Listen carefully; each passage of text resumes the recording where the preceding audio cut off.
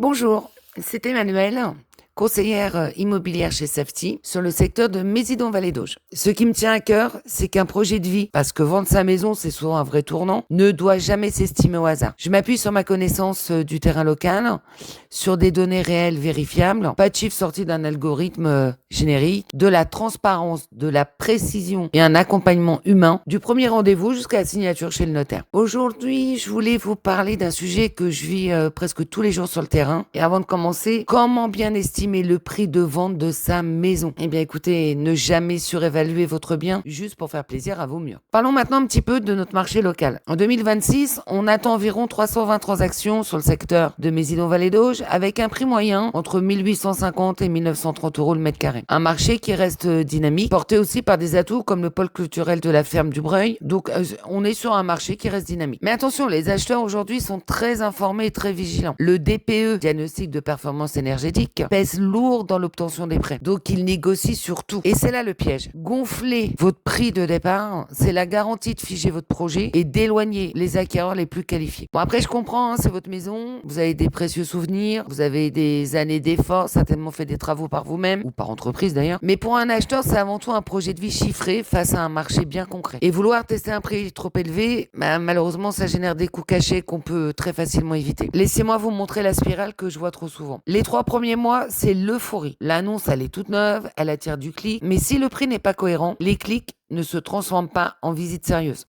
Entre 3 et 6 mois, là, on a le doute qui s'installe. Les acheteurs se demandent presque tous la même chose. Pourquoi cette maison ne se vend-elle pas? Il y a forcément un problème.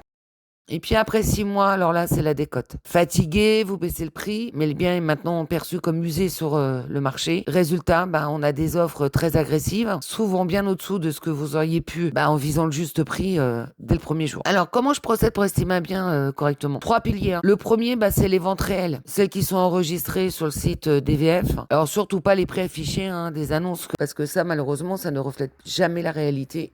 Deuxième pilier, l'état du bien.